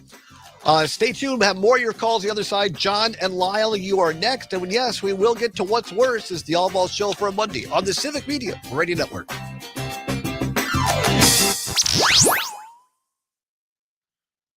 Great conversation. All right, Thomas, we'll bring in our resident Gen Zer after this. You can always continue the conversation on social media. Share your thoughts. We will get a Gen Z perspective. Civic Media on Facebook, X, and Instagram. Oh, I can go make sure that Sam's ready out there. Yeah. Sure, we can bring Sam in if you want. I'm Savannah Tomei Olson. Starting today, members of the Ho-Chunk Nation can get their tribal ID and passports for free. Tribal leaders are concerned about members being caught up in the Trump administration's immigration efforts and want to make sure they have all the proper identification to protect themselves. Here's Melissa Kay. President Greendeer stated in his executive order that this is in response to the Trump administration prioritizing a policy 20 minutes or so, focused on the mass deportation of a reporter asked Trump, is there anything Trudeau can give you to pause the tariffs? And he responded, I don't know. What I would like to see, Canada become our 51st state. Division will maintain the responsibility to ensure validity and safety of ID processing and I figured you probably saw it because I know you're always cycling through. It's good. But yeah. Are eligible for reimbursement. Just Tribal nuts. members and their first-line descendants will also be reimbursed for all costs associated with securing a U.S. passport. Ho-Chunk Nation President John Greendeer. It's my belief that a U.S. passport will serve as the most valid form of United States identification. He stated that they are working with Homeland Security and U.S. Customs and Border Patrol to collaborate to create a tribally enhanced identification card. I'm Melissa Kay, Civic Media News. And props to us here in the Midwest. Apparently, we have some of the healthiest teeth in the country. A new analysis from Wallet Hub considers the cost of dental work, the number of dentists per capita, and how many people are suffering from dental issues. The analysis says Wisconsin is the third best state in the nation for dental health. Here in Wisconsin, we have the lowest rates in the nation of people who have trouble sleeping due to oral health problems and of people who have to take time off because of dental issues. Wisconsin has the third lowest cost in the country for routine cleanings. The top states overall are Illinois and Minnesota. The states with the worst dental health are Mississippi, Arkansas, and West Virginia. I'm Savannah Tomei Olson. You're listening to 92.7 WMDX News. On your entertainment beat, I'm Pete Schwaba. The Oscars are just 4 weeks away, and if you missed some of the Best Picture nominees the first time around or don't have access to the films in theaters, don't despair. The Brutalist, A Complete Unknown, I'm Still Here, and Nickel Boys are unavailable to stream at the moment, but the rest of the nominees are available to watch in the comfort of your own home. Honora, Wicked, and The Substance are all on pay-per-view for anywhere from $4 to $20. 20 big ones might sound like a lot, but oftentimes is cheaper than actually going to the theater. The following potential Best Pick winners are free if you have the appropriate platforms. Conclave is on Peacock. You can catch A Real Pain on Hulu, and Amelia Perez. Jim and Brookfield, we're definitely getting to that. Make watching the Oscars more fun. And at those prices, you can't afford not to be a couch potato. For more showbiz fun, tune in to Nightlight with me, Pete Schwaba, weeknights from 6 to 8 p.m. on the Civic Media Radio Network. Enjoying this local program? Find the complete Civic Media lineup at civicmedia.us or the Civic Media app. Overcast and dreary today, with patchy fog and slightly breezy winds and temperatures mild in the mid to upper 30s. As clouds gradually clear overnight tonight, we fall cold. And battling a wind chill tomorrow, temperatures will really feel like highs in the teens. I'm meteorologist Brittany Merlau. It's 33 at our studios. Transform your Ted in Appleton, who went to school with Kevin Peterson. That's his name, right? Oh. Said that he wasn't at the State of the State speech because he had the flu. He didn't want to share it on. That was like last week, in the middle of last week. That's why he didn't want to share it on the air. He was just like, just tell Todd I just found this out. All right, thank you, Ted. We appreciate that. I'm not sure who it was that was sitting behind. But I appreciate the thoughtfulness. You understand. 65 years of excellence in every blade of grass. Carmelo Anthony for the Bail Project. Bad news, you've been arrested. Good news, you're innocent until proven guilty. If you can pay your bail, good news, you go home and wait your trial. If you can't, Sorry, you go to jail to wait. But sure, you still presumed innocent. But since you can't afford bail, you've lost your freedom. That's not right. And that's why the Bail Project helps those who can't afford it while fighting to end cash bail. Because freedom should be free. Brought to you by the Ad Council. John Peterson and Gordy Young. About Our 20 next seconds. show. I'm still looking for.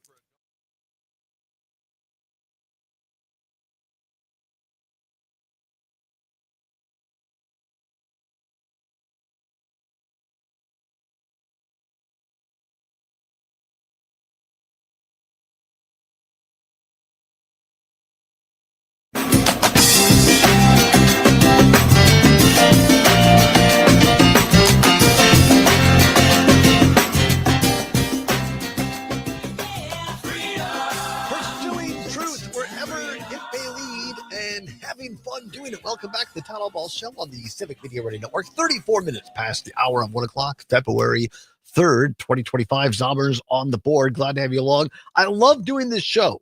It's my favorite 2 hours of the day. Anybody that knows me knows it just when I get to, because we have so many great listeners.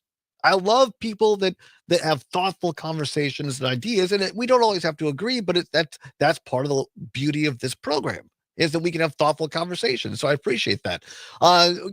Talking about, and we kind of got sidetracked, but that's fine. Is that Democrats elected their new chairman, this guy Martin from Minnesota, not Ben Wickler, the Wisconsin Democratic Party chair. Look, I'm not a Democrat. I'm not a Republican anymore. I'm just an independent guy who tends to believe that Democrats are better for government right now than Republicans, certainly better than MAGA. So I want them to do well. I think they would have been well to elect Ben Wickler, although I think it's good for Wisconsin Democrats that he stays here. And they've elected this guy, David Hogg, a young guy in his 20s from Florida, as the vice chair. And one of our wonderful callers, we were talking a little bit about the guy shows up in Wisconsin, this Hogg guy, in a suit and tie and dress shoes to go door to door in rural Wisconsin. And I don't want to make too much about the clothing, but I just, someone once said, people forget what you say, but they'll always remember how you made them feel. And I suppose, look, I was raised to dress up. We put suits on to go to church when I was a kid. My mom and my grandmother wouldn't even go to the grocery store without putting lipstick on and making sure their hair was right. But I think times have changed.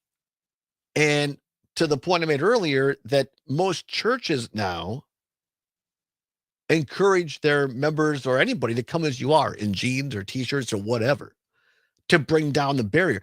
One of our listeners texted in, look, John Fetterman, U.S. Senator from Pennsylvania. It's a good point. He shows up at the U.S. Senate in a hoodie and shorts. Now, I'm not saying go that far.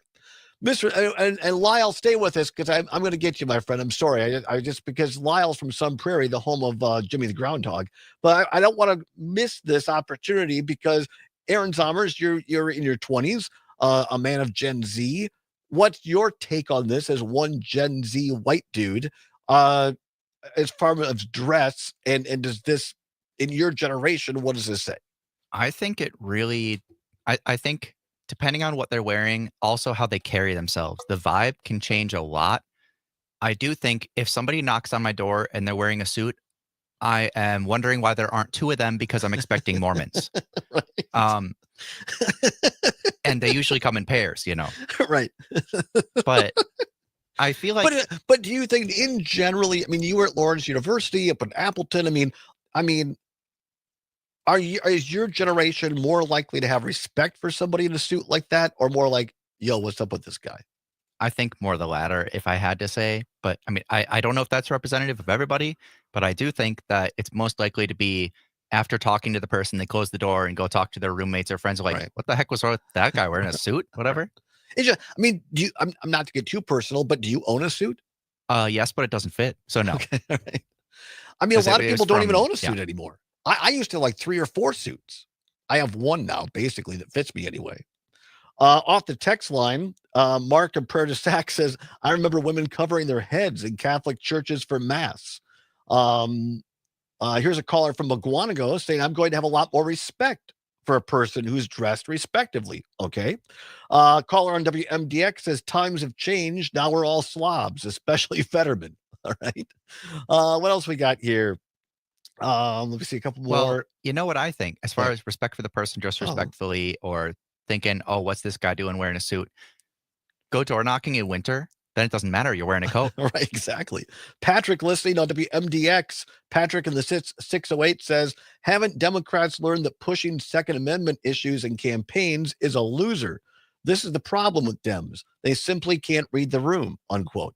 I think there's some truth to that.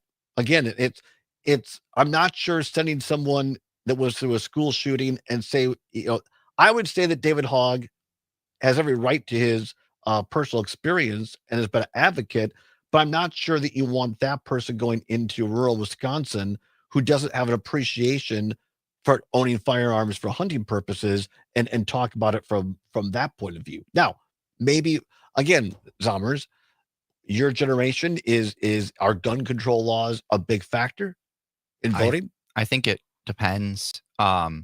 It's just as divided as it is in other age categories where I have friends who own guns and are like, yeah, I don't want the government taking my guns away and are concerned that Democrats might. And I have friends who are like, yeah, common sense gun reform, red flag laws, all that kind of stuff.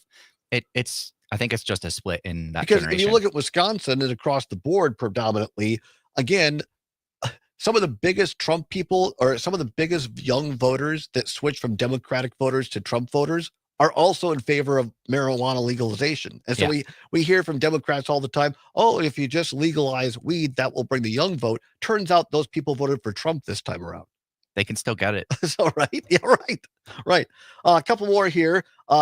Jim in Brookfield agrees with you, Zomer. Says, if someone comes to my door in a suit, I'm thinking Jehovah Witness, not Martin Luther King. Perhaps business casual is more appropriate.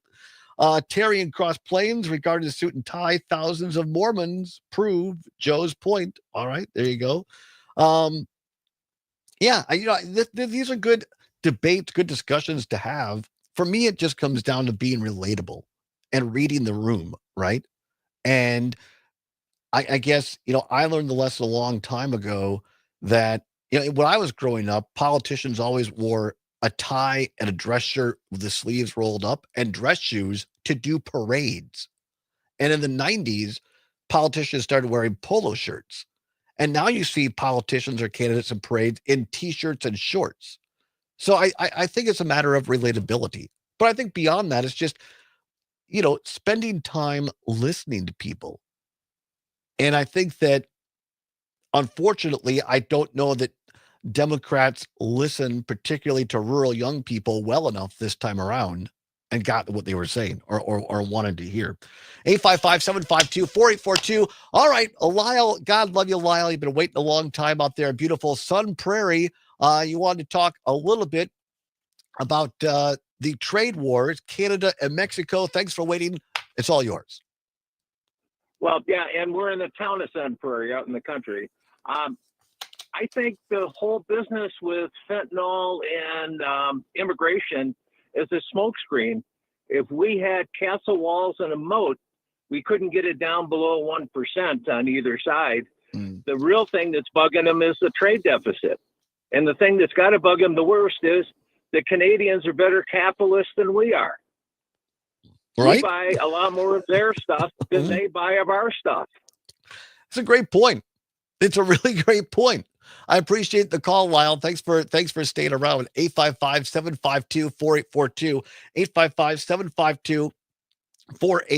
Zommers, let's go to this cut, if we can, of Justin Trudeau over the weekend saying, look, we're just friendly Canadians. We're a little perplexed here.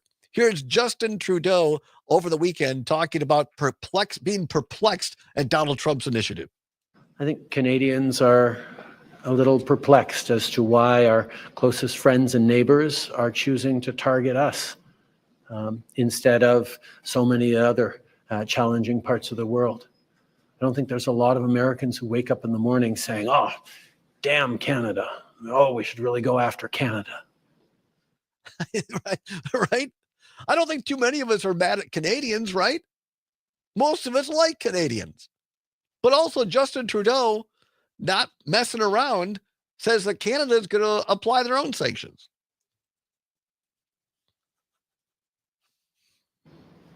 Unfortunately, The actions taken today by the White House split us apart instead of bringing us together. Tonight, I am announcing Canada will be responding to the U.S. trade action with 25% tariffs against $155 billion worth of American goods. This will include immediate tariffs on $30 billion worth of goods as of Tuesday, followed by further tariffs on $125 billion worth of American products in 21 days' time to allow Canadian companies and supply chains to seek to find alternatives. Ce soir, j'annonce la réplique du Canada. This is beautiful. Let play a little while. Douanier de 25% See, look at that. sur You got 155 Justin Trudeau milliards de saying the same dollars thing in de French. marchandises. So like the Canadians aren't messing around. So I mean, and we can laugh about it, right? But if you're looking to build a house, lumber is going to go through the roof. Well, we have a lot of lumber in the U.S. We do. You don't think the U.S. lumber suppliers are going to miss a trick here? They can start paying or charging more for U.S. lumber. Can and will. Right. I mean, to the earlier calls at what our friend in Brooklyn, people are starting to wake up and realize, wait, it wasn't all bluster. This guy's actually going to do some of this stuff, a lot of this stuff. U.S. stock market is going down. I talked to a couple of friends in finance over the weekend. I'm not here to give you, and I cannot legally give you financial advice. I am not giving you financial advice. I think if you have a lot of money in stocks, they always say don't play the stock market with money you can't afford to lose. If you have money in the stock market right now you can't afford to lose, I would talk to your financial advisor about getting some of that money out of the stock market. Stock market not looking real good. Hedge fund people are betting against the U.S. economy. Prices are going to go up. If the Trump administration goes after beyond folks who are undocumented just for criminal reasons, if they go after your average roofer, gardener, orchard worker, dairy farm worker, unemployment is going to go, you're going to have an employment problem, which is going to only drag out inflation. Not looking real good. And I think Wisconsinites are going to wake up and start understanding this. Let's see if we can get this in quick. Aside from tearing down our federal government, a hallmark of Trump 2.0 is self-dealing corruption. Among several recent grifts is the launch of Trump cryptocurrency 3 days before the inauguration. The coin hit a peak value of about $73 in its first 2 days. So let's check the market, see how it's doing. And wow, look at that. It's trading below $20. Let's see, that means it's already lost 3/4 of its value in 2 weeks. We don't know yet who else created this scam with Trump. Their names are hidden behind layers of limited liability companies, but we do know the creators allocated 80% of Trump coins to themselves. And we know that starting March 1st, Trump and other creators can start selling their coins gradually over 3 years. Trump named a billionaire bro, David Stocks, to be his crypto czar, and deregulated the crypto industry. On Fox News, Sachs said that Trump coins should be thought of as mere collectibles, akin to baseball cards or a stamp. The unwitting victims of this scam may not be all that amused. Just don't buy Trump crypto. I will give you that advice. Yeah, don't buy that. If you want to get into crypto, you should have bought Bitcoin 15 years ago. Right. That may have been the time to do it. Then you'd be a millionaire now. Yeah. 855-752-4842. We have time. Quickly, Cindy, you have 35 seconds. Cindy, it's all yours. Go ahead. Well, no matter what happens with tariffs, prices on this, stock market, no matter what happens, it's all Biden and Obama's and DEI and immigrants' fault. For the next 4 years, right. That's all we're going to hear. Thank you, Cindy. I appreciate it. Yep. Thank you so much. Maybe we can dial. We'll see how good Zommers is. See if we can dial up a little Yentl. No matter what happens, I can't anymore. No matter what happens. One of my favorite shows. It's the final song from Barbara Streisand and Yentl, I think, on the soundtrack. No matter what happens. It's a great song. We'll come back. No matter what happens, we have to keep going. We have to stay together. We have to remember that our relationships with one another is what binds us together. That's the important thing. All right, we'll come back. Let's hear a little Barbara Streisand, a little Babs for you on a Monday. And we'll do a speed round of what's worse. Don't go anywhere. It's the Allbaugh Show on the Civic Media Radio Network.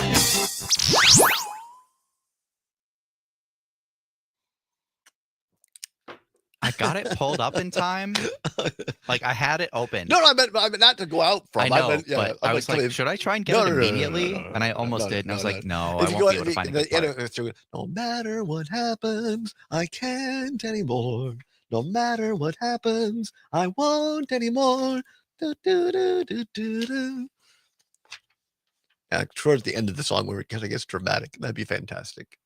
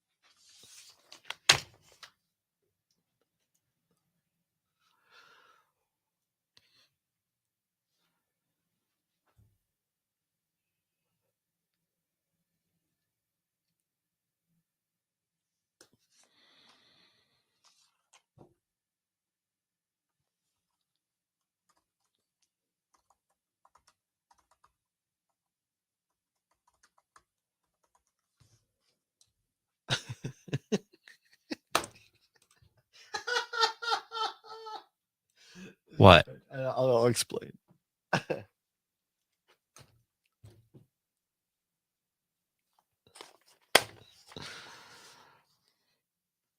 What is Yentl? Only one of the best movies ever. Thank you very much. Oh my gosh. 20 seconds. Thank you, Dave.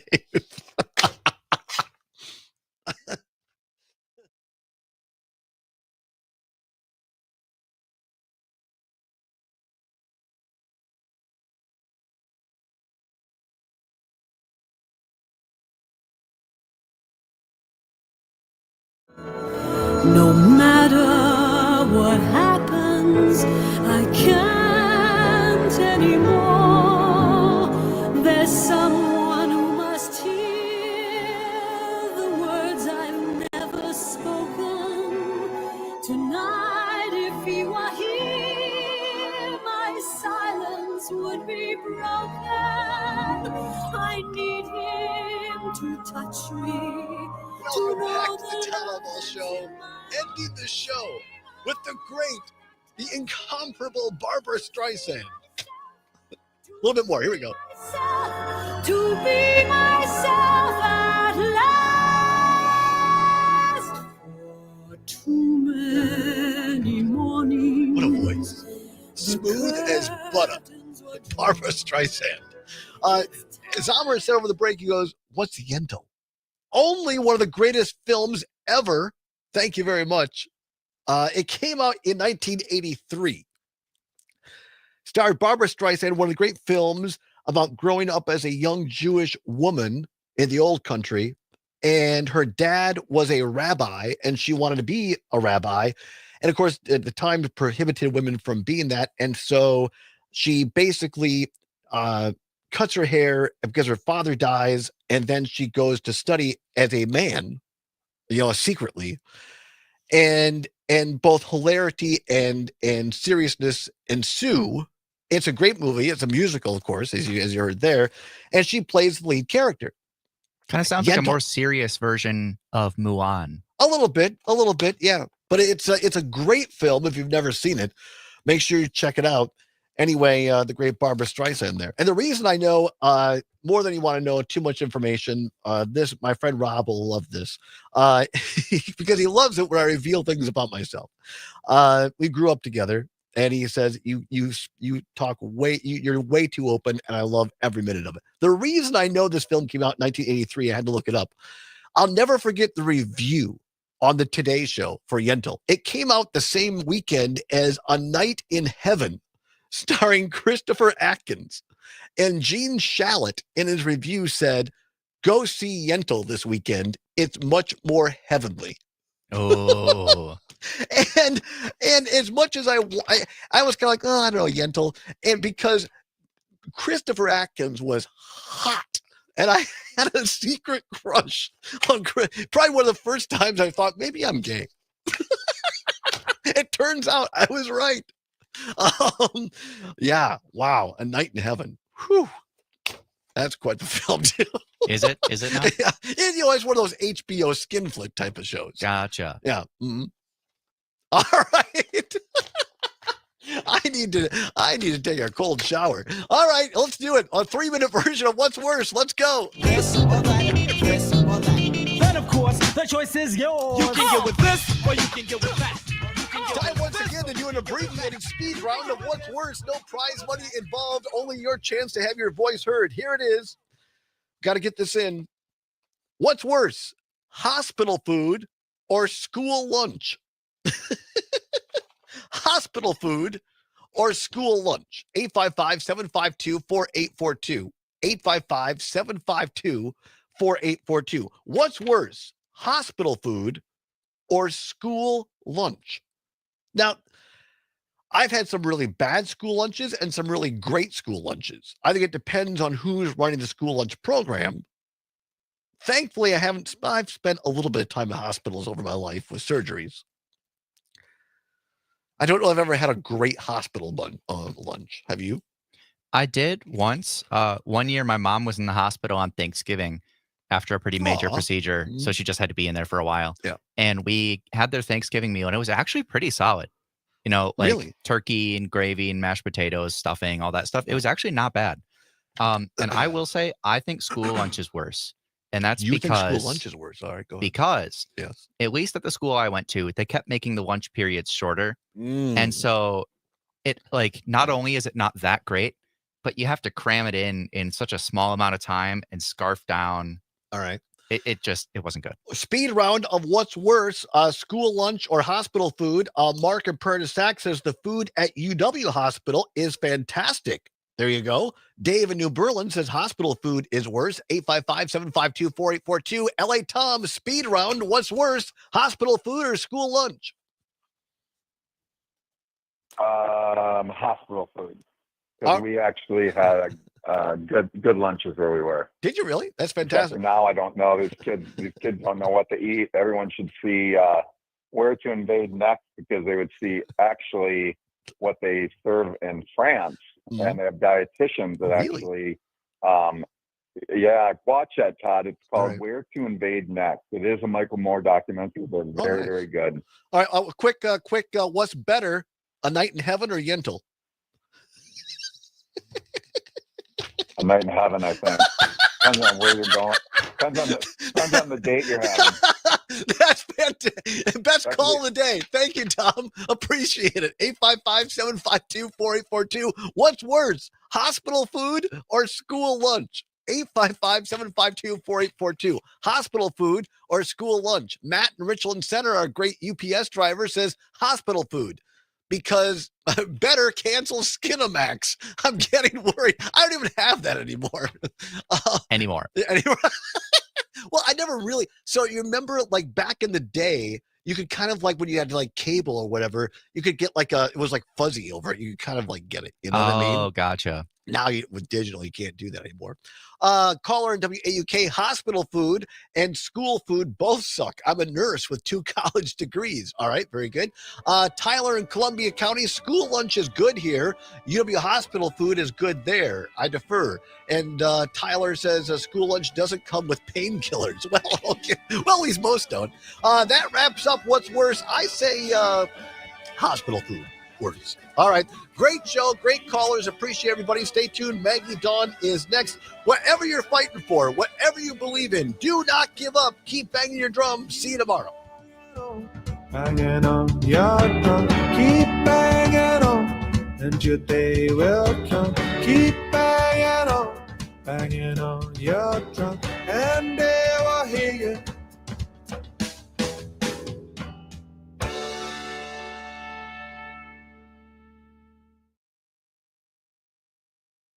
All right, everybody. We appreciate it. Now, that was a fun show, Zombers. It was. That was a fun show. All right. We appreciate you. We'll see you tomorrow. Got to get off.